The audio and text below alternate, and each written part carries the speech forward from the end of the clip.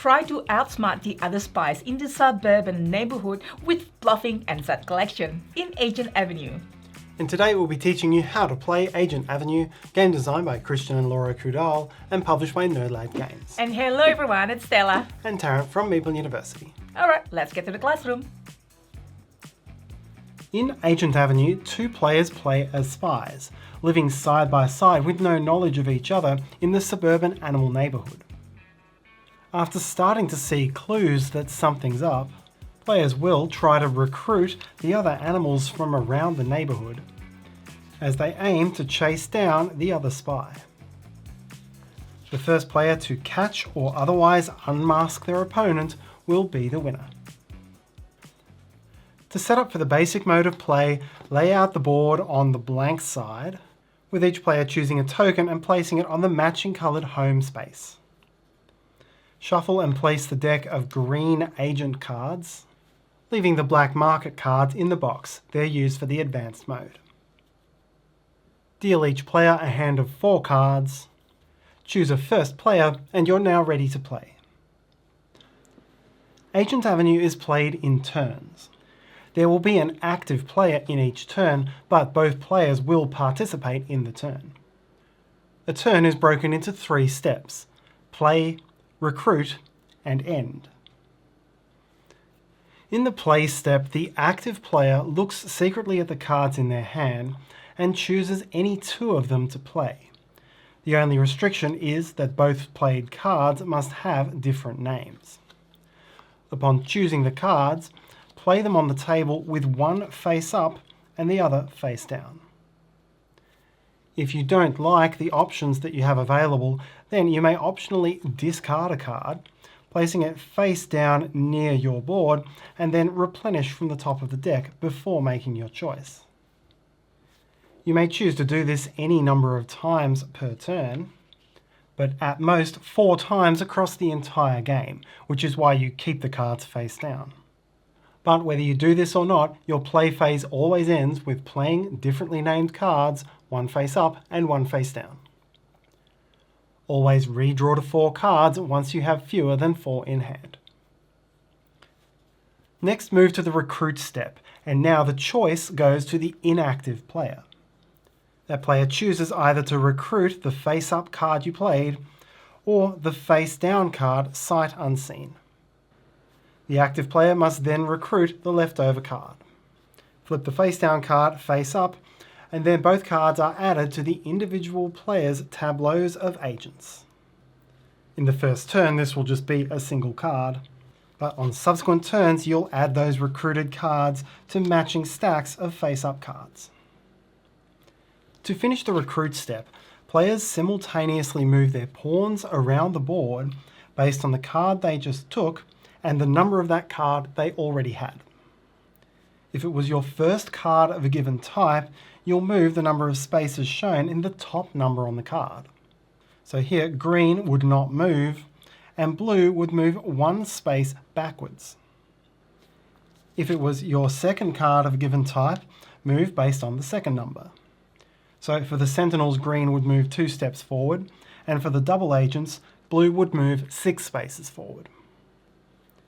For your third or anything beyond your third of a given card, move based on the third number. Third is the end step, and here you check to see whether any player has met a win or lose condition. There are 3 such conditions. First, if during that recruit step, one player's pawn has caught the other, and for this it could mean that the catcher's piece moved forward into or past the opponent, or the caught player's pawn moved backwards into or past the opponent, then whoever caught the opponent wins and the player who was caught loses. Secondly, a player who gained a 3rd codebreaker during the last recruit step wins the game. Thirdly, a player who recruited a 3rd daredevil during the last phase loses. If only a single win or lose condition was met this end phase, then the game is over and that player wins or loses. If 2 conflicting win or lose conditions are met in the same turn, here for example green moves 3 spaces to catch blue but blue gained a third codebreaker, then it's the active player, that is the player who chose this turn's played cards, who wins the game. If neither player has met a win or lose condition, then proceed to the next turn with the other player serving as the active player. The game also ends in an end phase if nobody has won the game and the draw deck is empty and the current inactive player does not have at least 2 cards in hand, which is the minimum required to make a legal play next turn. In such a case, whoever pawn is closer to catching the other wins the game, and in the event of a tie, the active player wins. Once you're familiar with the base game, you can try out the advanced mode. This uses the deck of black market cards and the advanced side of the board. You'll set up the same way as usual, except that you'll also shuffle and deal out a row of 3 face-up black market cards.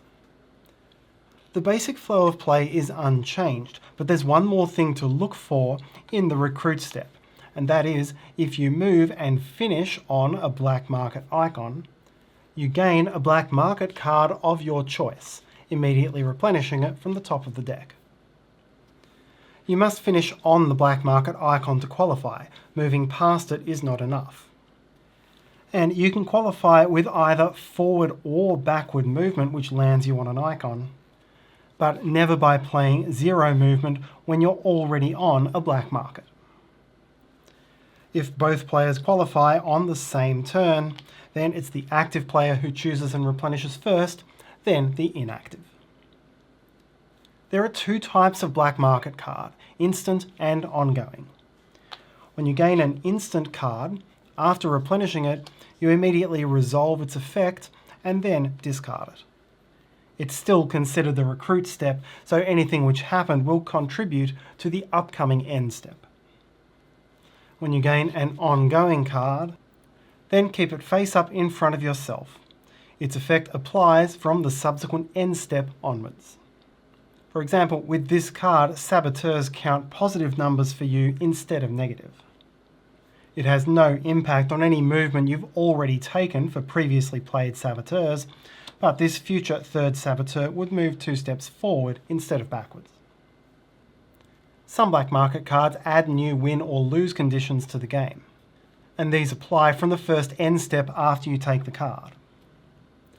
Some of the instant cards let you recruit a new card from your hand, in which case you play it and resolve the movement as usual.